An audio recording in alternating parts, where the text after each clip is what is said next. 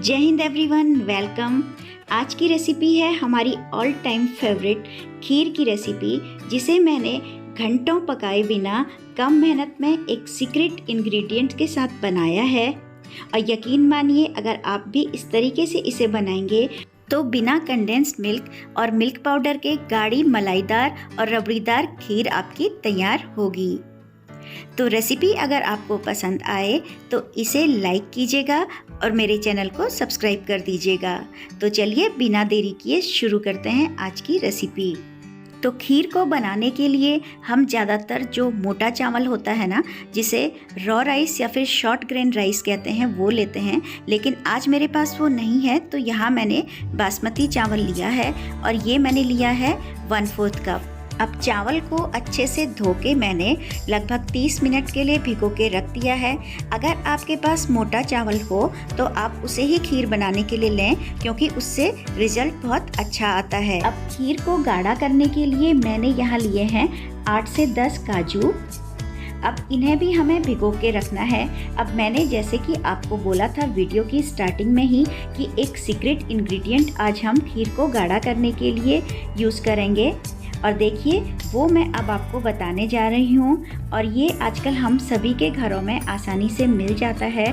तो यहाँ हमें लेना है 2 चम्मच ओट्स, और काजू और ओट्स को हमें लगभग 20 मिनट के लिए दूध में भिगो के रखना है, और बाद में हम इसे ग्राइंड करके इसका एक क्रीमी पेस्ट बनाएंगे। आप भी एक बार इस ट्रिक से खीर बना के देखिएगा, आपको ये ज़रूर पसंद आएगी। अब खीर को बनाने के लिए यहाँ मैंने हैवी बॉटम की एक कढ़ाई ली है। आपके पास अगर लोहे की कढ़ाई हो तो आप उसमें भी खीर बना सकते हैं, उसका टेस्ट एक अलग ही आता है। अब यहाँ मैंने 4 से 5 ड्रॉप कढ़ाई में घी डाल दिया है और उसे अच्छे से ब्रश की हेल्प से स्प्रेड कर दिया है। आप घी की जगह थोड़ा पानी भी डाल सकते हैं, इससे जो दूध है ना वो नीचे लगता नहीं है या फिर जलता नहीं है।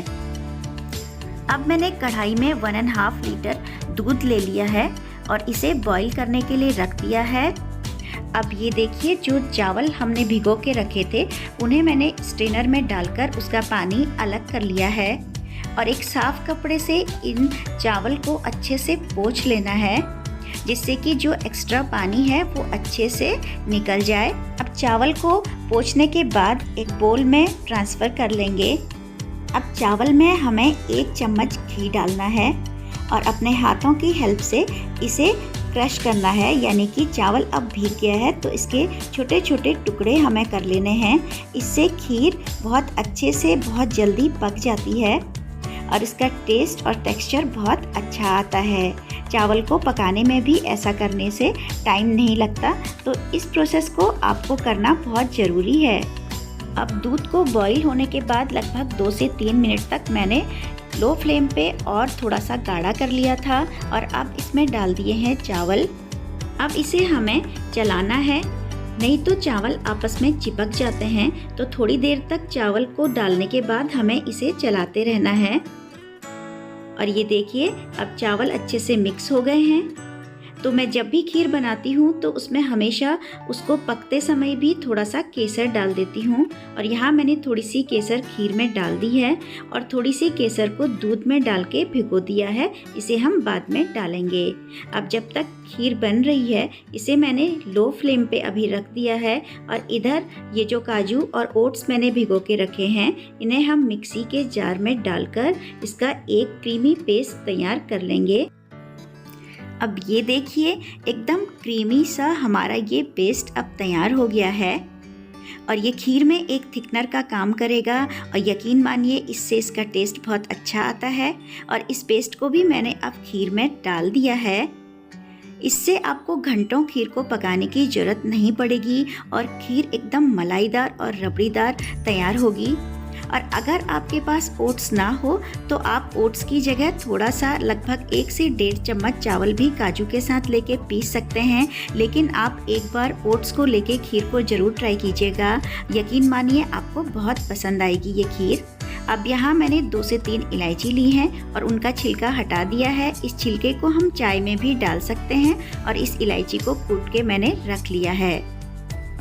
अब देखिए, यहाँ मैंने एक पैन में थोड़ा सा घी डाल दिया है, और जो ड्राई फ्रूट्स हमें डालने हैं ना खीर में, इन्हें हम हल्का सा घी में डाल के रोस्ट कर लेंगे। और ऐसे करने से इनका टेस्ट बहुत क्रंची आता है खीर में। और इस तरीके से आप एक बार खीर में ड्राई फ्रूट्स डाल के देखिएगा, आपको भी ये ट्रिक बहुत पसंद आएगी। अब जैसे ही इनका कलर हल्का सा गोल्डन ब्राउन हो तो तुरंत इन्हें एक प्लेट में निकाल लीजिए, नहीं तो ये जल जाएंगे।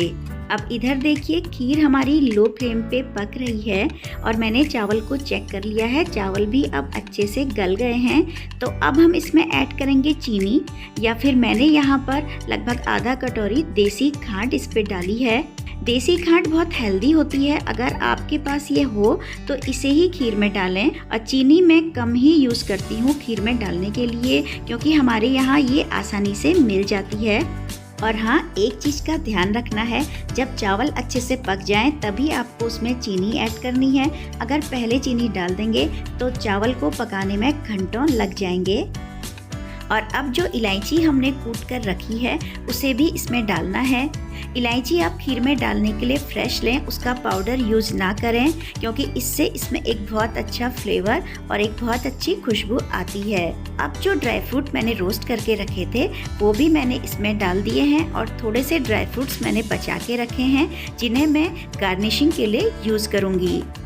अब देखिए, आपको देखने से ही समझ में आ रहा होगा कि ये खीर कितनी टेस्टी और कितनी रबड़ीदार मलाईदार बनकर तैयार हुई है। जितनी ये देखने में अच्छी लग रही है ना, खाने में इसका टेस्ट उससे कहीं ज़्यादा अच्छा है। जो भी इसे खाएगा वो इसकी तारीफ किए बिना नहीं रह सकता। तो इस ट्रिक से एक बार खीर ज़रूर बनाइएगा। अब मैंने ड्राई फ्रूट्स तो इसमें पहले ऐड कर लिए थे, लेकिन किशमिश ऐड नहीं करी थी, और मेरी फैमिली में किशमिश खीर में सभी को बहुत पसंद है। किशमिश थोड़ी सी खट्टी होती है, अगर आप इसे पहले डालेंगे तो कभी कभी खीर के फटने का भी डर लगता है, तो किशमिश आपको बाद में ही ऐड करनी है।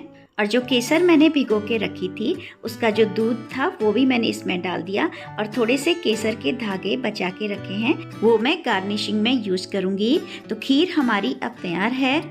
अब चलते हैं सर्विंग के प्रोसेस में।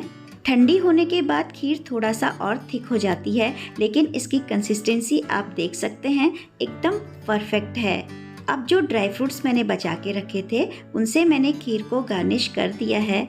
तो ये देखिए कितनी परफेक्ट मलाईदार और क्रीमी रबड़ीदार खीर हमारी अब बनकर तैयार हो गई है। तो आप इस रेसिपी को ज़रूर ट्राई कीजिएगा, और अगर ये रेसिपी आपको पसंद आए तो इसे लाइक कर दीजिए। और अगर अभी तक आपने चैनल को सब्सक्राइब नहीं किया है, या फिर मेरे चैनल पे आप नए हैं, तो चैनल को भी सब्सक्राइब कर दीजिएगा। मैं जल्दी ही आपसे मिलूंगी एक नई रेसिपी के साथ। Till then, bye bye and take care. Thanks for watching. जय हिंद।